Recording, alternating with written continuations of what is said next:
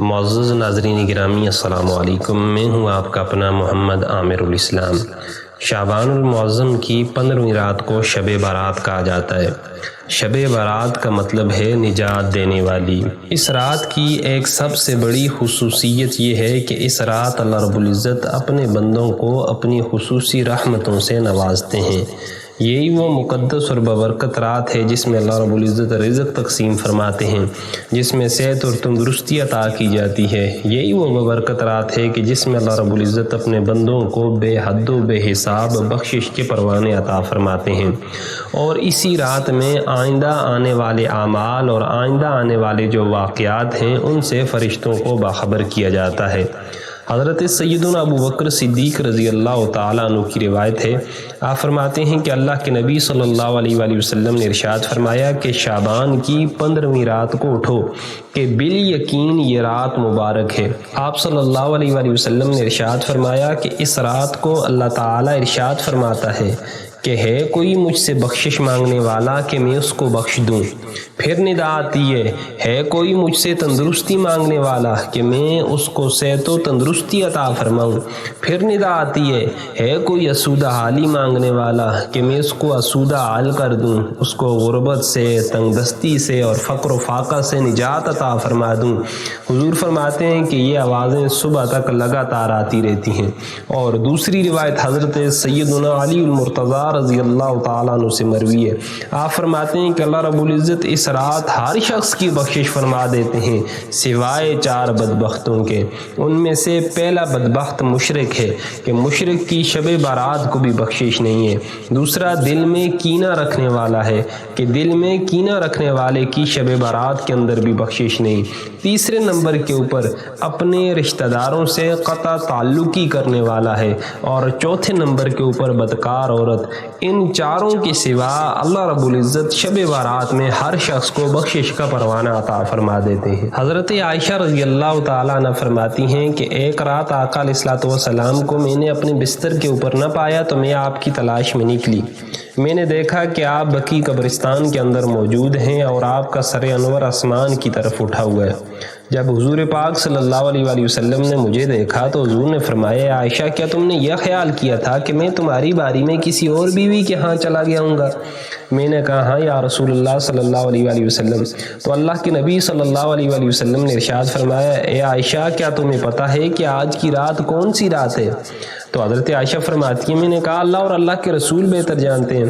تو اللہ کے نبی صلی اللہ علیہ وآلہ وسلم نے فرمایا آج کی رات 15 شعبان کی رات ہے، اور یہ وہ بابرکت اور مقدس رات ہے کہ جس رات کو اللہ رب العزت آسمان دنیا کے اوپر نزول فرماتے ہیں، اور اس رات میں اللہ کے نبی صلی اللہ علیہ وآلہ وسلم نے ارشاد فرمایا کہ اللہ رب العزت بنی کلب کی بکریوں کے بالوں کی تعداد سے زیادہ امت محمدیہ صلی اللہ علیہ وآلہ وسلم کو جہنم کی آگ سے چھٹکارا عطا فرماتے ہیں اور ان کو بخشش کا پروانہ عطا فرماتے ہیں۔ حضرت عائشہ رضی اللہ تعالیٰ سے روایت ہے، آپ فرماتی ہیں کہ اللہ کے نبی صلی اللہ علیہ وآلہ وسلم نے مجھ سے پوچھا، اے عائشہ یہ کون سی رات ہے؟ تو حضرت عائشہ فرماتی ہیں میں نے کہا اے اللہ کے نبی یا آپ جانیں یا آپ کا خدا جانے۔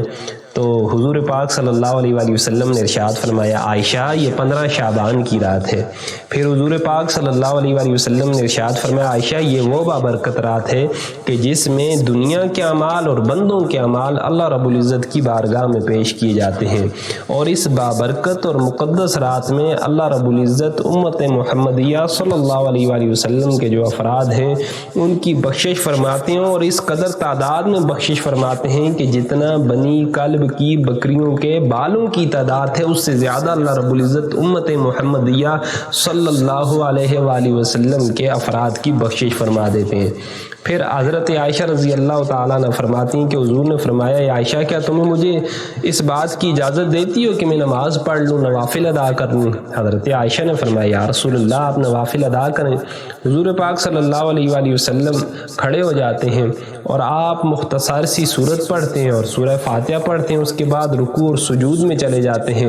آدھی رات جب گزر جاتی ہے تو پھر آقا علیہ الصلوۃ والسلام سجدے سے اپنے سر انور کو اٹھاتے ہیں، پھر آپ مختصر سی ایک سورہ پڑھتے ہیں، سورہ فاتحہ پڑھتے ہیں اور پھر سجدے میں چلے جاتے ہیں اور اتنا طویل سجدہ فرماتے ہیں کہ حضرت عائشہ رضی اللہ تعالیٰ عنہ فرماتی ہیں کہ مجھے یہ خیال گزرا کہ شاید اللہ رب العزت نے اپنے پیارے حبیب صلی اللہ علیہ وآلہ وسلم کی روح مبارک کی قبض فرما لی ہے۔ جب میں اٹھی اور جا کے آقا علیہ الصلوۃ والسلام کے قریب ہوئی، آپ کے پاؤں مبارک کو چھوا، تو میں نے دیکھا کہ اللہ کے نبی صلی اللہ علیہ وآلہ وسلم سجدے کے اندر ان کلمات کو ادا فرما رہے ہیں۔ وہ کلمات کیا ہیں آپ بھی سماعت فرمائیں۔ ترجمہ الہی: میں تیرے عذاب سے تیری عفو اور بخشش کی پناہ میں آتا ہوں، تیرے قہر سے تیرے رضا کی پناہ میں آتا ہوں، تجھ ہی سے پناہ چاہتا ہوں، تیری ذات بزرگ و برتر ہے، میں تیری شیان شان ثنا بیان نہیں کر سکتا، تو ہی آپ اپنی ثنا کر سکتا ہے اور کوئی نہیں کر سکتا۔ حضرت عائشہ رضی اللہ تعالیٰ عنہ فرماتی ہیں، یا رسول اللہ صلی اللہ علیہ وآلہ وسلم، رات کو میں نے آپ کو ایک ایسے کلمات ادا کرتے ہوئے سنا کہ ایسے کلمات اس سے پہلے میں نے آپ کو ادا کرتے ہوئے کبھی نہیں سنا۔ تو حضور نے حضرت عائشہ رضی اللہ تعالیٰ عنہ سے پوچھا، عائشہ کیا آپ نے وہ کلمات یاد کر لیے؟ حضرت عائشہ فرماتی ہیں، یا رسول اللہ ہاں میں نے یاد کر لیے۔ تو حضور نے حضرت عائشہ کو فرمایا، اے عائشہ ان کلمات کو خود بھی سیکھو اور دوسروں کو بھی سکھاؤ، کیونکہ یہ وہ کلمات ہیں کہ جن کے ادا کرنے کا حضرت جبریل علیہ الصلوۃ والسلام نے مجھے حکم دیا تھا۔ اب شب برات میں انسان نفلی عبادت جو بھی چاہے کر سکتا ہے، نوافل ادا کر سکتا ہے، اسی طرح قرآن کریم کی تلاوت ہے، درود شریف پڑھ سکتا ہے۔ شب برات میں جو نماز سلف سے منقول ہے وہ صلاۃ خیر ہے۔ صلاۃ خیر کیا ہے کہ 100 رکعت ایک انسان نماز نفل ادا کرے اور ہر رکعت میں 10 مرتبہ وہ سورہ اخلاص کی تلاوت کرے، اس کو صلاۃ خیر کا نام دیا جاتا ہے۔ حضرت حسن بصری رضی اللہ تعالیٰ عنہ فرماتے ہیں کہ مجھ سے رسول اللہ صلی اللہ علیہ وآلہ وسلم کے 30 صحابہ نے بیان کیا کہ جو بندہ اس رات کو صلاۃ خیر ادا کرتا ہے تو اللہ رب العزت اس کی طرف 70 مرتبہ نگاہ رحمت سے دیکھتے ہیں اور ہر مرتبہ اس بندے کی 70 حاجتوں کو پورا فرماتے ہیں۔ اور سب سے ادنا حاجت کیا ہے؟ اور سب سے ادنا حاجت یہ ہے کہ اللہ رب العزت اس بندے کے گناہوں کی بخشش فرما دیتے ہیں۔ تو اللہ رب العزت تمام مسلمانوں کو اس رات میں نیک اعمال کرنے کی توفیق عطا فرمائے کہ جب ہمارا نامہ اعمال اللہ رب العزت کی بارگاہ میں پیش کیا جا رہا ہو تو ہمارے نوافل، ہمارے ذکر اذکار، ہمارے درود اس میں شامل ہوں۔